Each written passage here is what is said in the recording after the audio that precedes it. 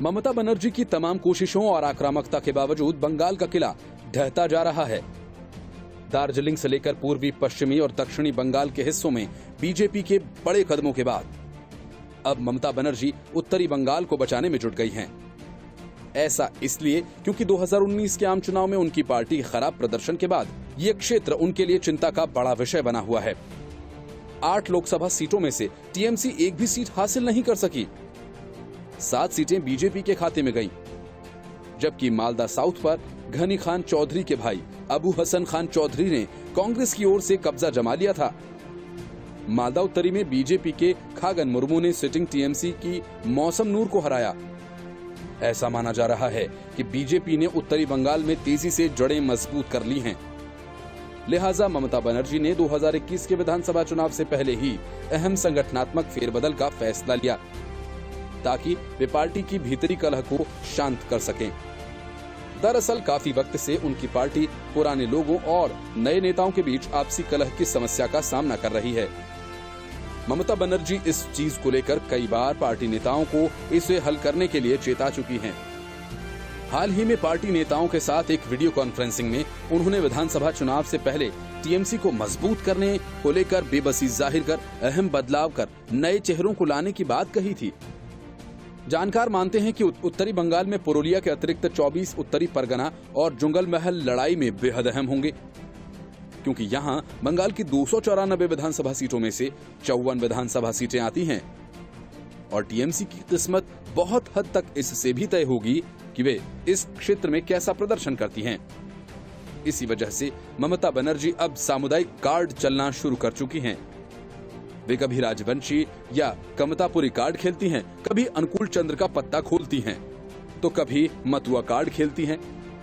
वैसे बंगाल में ये कोई नई चीज नहीं है, क्योंकि ज्यादातर पार्टियां राजवंशियों को लुभाने का प्रयास करती हैं, जो कि उत्तरी बंगाल के किसी भी चुनाव में निर्णायक भूमिका निभाते हैं।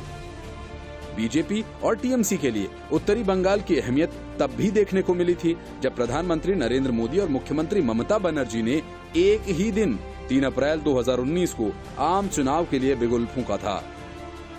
मोदी ने जलपाईगुड़ी रेलवे स्टेशन के पास सिलीगुड़ी में एक के बाद एक रैलियां की थीं।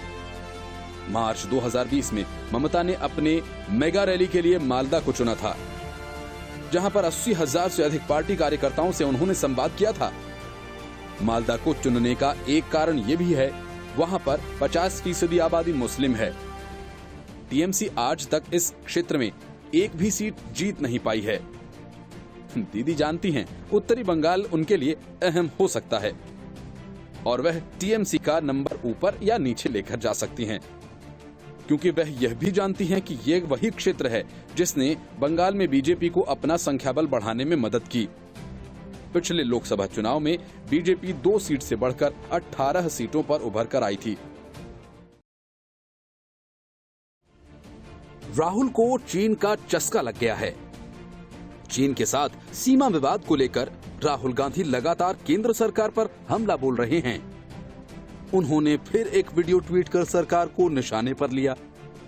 तो बीजेपी के राष्ट्रीय अध्यक्ष जेपी नड्डा ने राहुल के इस प्रयास की तुलना कांग्रेस द्वारा उन्हें फिर से लॉन्च करने की कोशिश से कर दी। जेपी नड्डा ने कहा, सालों से एक राजवंश प्रधानमंत्री नरेंद्र मोदी को बर्बाद करने की कोशिश कर रहा है, लेकिन उनके लिए दुख की बात यह है कि पीएम मोदी का 130 करोड़ भारतीयों के साथ जुड़ाव गहरा है। वे उनके लिए जीते हैं, काम करते हैं। जो लोग उन्हें बर्बाद करना चाहते हैं, वे केवल अपनी ही पार्टी को बर्बाद कर देंगे। नड्डा ने कहा कि हमने आज एक बार फिर आरजी रिलॉन्च प्रोजेक्ट का विफल संस्करण देखा। राहुल गांधी जी हमेशा की तरह तथ्यों पर कमजोर और बदनामी करने पर मजबूत थे।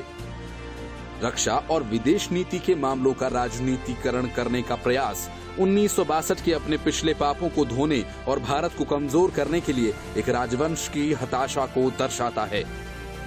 उन्होंने कहा कि 1950 के दशक से चीन ने एक ऐसे राजवंश में राजनीतिक निवेश किया जिसने उसे समृद्ध लाभांश दिया है। 1962 को याद करें, यूएनएससी सीट को छोड़ देना, चीन को बहुत सारी जमीन दे देना, यूपीए के समय बहुत धूमधाम से एमओयू पर हस्ताक्षर किया जाना, राजीव गांधी फाउंडेशन को फंड और बहुत कुछ।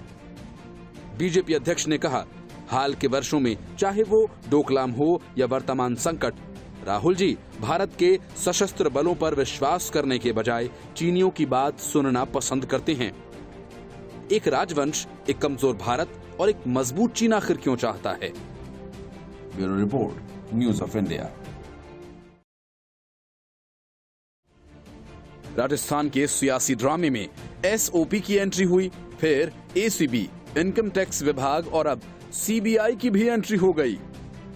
कांग्रेस विधायक कृष्णा पुनिया के घर पर सीबीआई ने छापेमारी की। बताया जा रहा है कि सीबीआई की टीम ने पूरे बंगले को घेर लिया था। आसपास के लोगों से पूछताछ के बाद पता चला कि कृष्णा पुनिया यहां नहीं रहती हैं, जिसके बाद सीबीआई की टीम वहां से रवाना हो गई। जयपुर के गणपति नगर में भी कृष्णा पुनिया का आवास है और माना यह भी जा रहा है कि सीबीआई की टीम पुनिया के उस आवास पर पहुंची। फिलहाल पुनिया होटल फेयरमाउंट में कांग्रेस के अन्य विधायकों के साथ मौजूद हैं। छापेमारी के समय को लेकर कांग्रेस सवाल उठा रही है। बताया ये जा रहा है कि एसएचओ सुसाइड केस मामले में पूछताछ को लेकर सीबीआई की टीम कृष्णा पुनिया के घर पहुंची थी।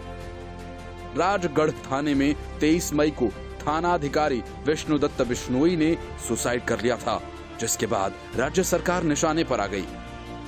थाने के स्टाफ ने स्थानीय कांग्रेस विधायक कृष्णा पुनिया और उनके समर्थकों पर झूठी शिकायतें करने का आरोप लगाया है। इसी मामले में कृष्णा पुनिया से सीबीआई पूछताछ करना चाह रही है। हालांकि छापेमारी की टाइमिंग पर सवाल उठ रहे हैं। यहां आपको बता दें कि राजस्थान में सियासी संकट शुरू होने के बाद से लगातार कांग्रेस और उससे जुड़े नेताओं के ठिकानों पर आयकर विभाग, सीबीआई, प्रवर्तन निदेशालय की छापेमारी जारी है। राजस्थान पुलिस ने चूरू जिले के सादुलपुर विधानसभा क्षेत्र से कांग्रेस विधायक कृष्णा पुनिया को जीवन के खतरे को देखते हुए जेड श्रेणी की सुरक्षा उपलब्ध करवाई है। विधायक के पति को 2 सुरक्षा अधिकारियों की सुरक्षा उपलब्ध करवाई गई है। पुलिस के एक वरिष्ठ अधिकारी ने बताया कि खुफिया विभाग की ओर से जारी आदेश के बाद विधायक और उसके पति को सुरक्षा प्रदान की गई है। बीजेपी और बीएसपी नेताओं ने विधायक कृष्णा पुनिया पर पुलिस निरीक्षक विष्णुदत्त बिश्नोई पर दबाव बनाने का आरोप लगाया था, जिसे पुनिया ने खारिज कर दिया था। पुलिस निरीक्षक के आत्महत्या मामले की जांच सीबीआई से करवाने की सिफारिश पहले ही की जा चुकी है। राज्य में जेड श्रेणी की सुरक्षा पाने वाली पुनिया दूसरी विधायक हैं। उप मुख्यमंत्री सचिन पायलट को भी जेड श्रेणी की सुरक्षा मिली हुई है।